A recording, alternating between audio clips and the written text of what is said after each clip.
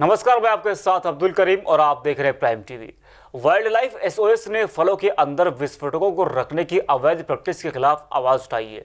ये विस्फोटक जानवरों के मुंह में फूट जाते हैं, जिससे उनकी मौत हो जाती है। वाइल्ड लाइफ एसओएस की मांग है कि ऐसे अपराधों पर रोक लगाई जानी चाहिए। संस्था ने केरल के मलप्पुरम जिले में गर्भवती हथिनी की हत्या पर निंदा की है। मलप्पुरम में एक गर्भवती हथिनी ने पटाखों से भरा अनानास खा लिया था, जिसके बाद उसके मुंह में पटाखे फट जाने से उसकी मौत हो गई।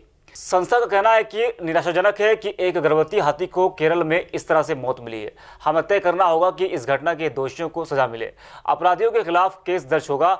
हम जांच में अधिकारियों का सहयोग करेंगे। दिग्गज फिल्म मेकर और स्क्रीन राइटर बासु चटर्जी का 93 साल की उम्र में निधन हो गया। उन्होंने मुंबई में अपनी अंतिम सांस ली। बढ़ती उम्र के साथ होने वाली दिक्कतों के चलते उन्होंने इस दुनिया को अलविदा कह दिया। उन्होंने छोटी सी बात, रजनीगंधा, बातों बातों में, एक रुका हुआ फैसला और चमेली की शादी जैसी फिल्मों का निर्देशन किया था। आपको बता दें कि बासु का जन्म राजस्थान के अजमेर में हुआ था और उन्होंने भारतीय सिनेमा में सराहनीय काम किया था। मुंबई के एक अखबार में कार्टूनिस्ट और इलस्ट्रेटर का काम करने वाले बासु के बारे में किसने सोचा था कि वो भारतीय सिनेमा को अगली सीढ़ी पर कदम रखने में मदद करने वाले दिग्गज फिल्ममेकर साबित होंगे। चक्रवाती तूफान निसर्ग के महाराष्ट्र के तटीय क्षेत्रों में टकराने के बाद मुंबई के कुछ क्षेत्रों में तेज बारिश शुरू हो गई है। हालांकि तूफान बुधवार शाम तक कमजोर पड़ गया। मौसम विभाग के मुताबिक महाराष्ट्र के कई जिलों में गुरुवार की शाम तक आंधी तूफान के साथ भारी बारिश का अनुमान जताया गया है। निसर्ग तूफान के कारण देश के कई राज्यों के मौसम में बदलाव हुआ। गुजरात में बुधवार सुबह से हो रही बारिश के चलते बाढ़ की स्थिति बन गई। यहाँ 1.45 लाख लोग बाढ़ से प्रभावित हुए हैं। गुजरात के सबसे ज्यादा प्रभावित जिले गोलपाड़ा, नागांव, होजई और कछार है। मौसम विभाग से मिली जानकारी के अनुसार कई राज्यों को अगले कुछ दिनों तक लू से राहत मिलेगी।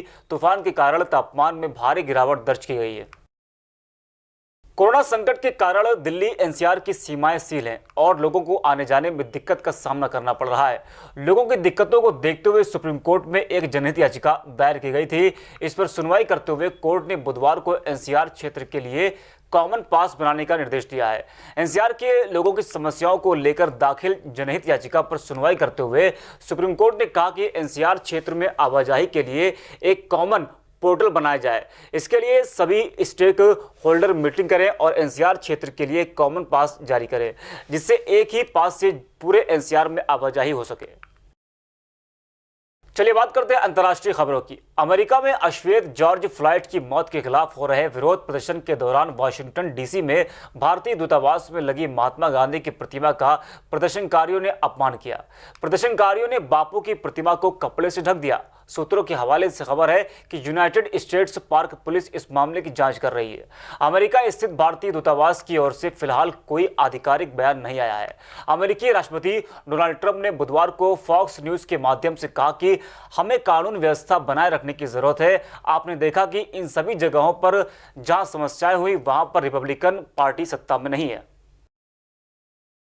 भारत और चीन के बीच पिछले एक महीने से लद्दाख इलाके में तनावपूर्ण स्थिति बनी हुई है। इस मसले को निपटाने के लिए दोनों देश के बीच बातचीत चल रही है, लेकिन भारत किसी भी तरह की कोई ढील नहीं छोड़ना चाहता है, इसलिए हर तरह की स्थिति से निपटने के लिए तैयार है। लद्दाख के पास लाइन ऑफ एक्चुअल कंट्रोल के पास भारत ने हवाई पट्टी का निर्माण तेज कर दिया है। इसके अलावा बोफोर्स आर्टिलरी की तैनाती भी की जा रही है।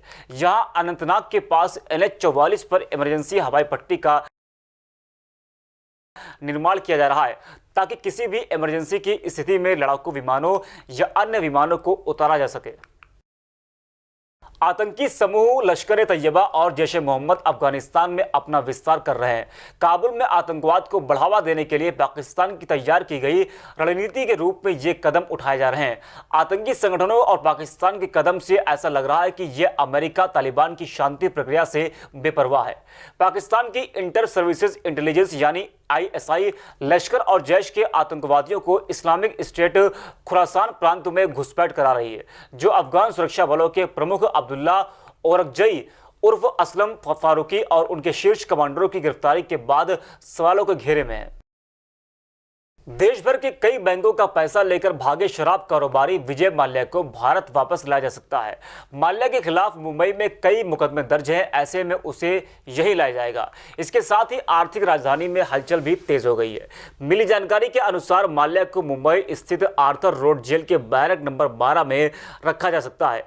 वहीं माल्या के लाए जाने की खबरों के बाद जेल की सुरक्षा व्यवस्था भी चाक चौबंद कर दी गई है। जेल परिसर के अंदर माल्या को टाइट सिक्योरिटी के साथ रखा जाएगा।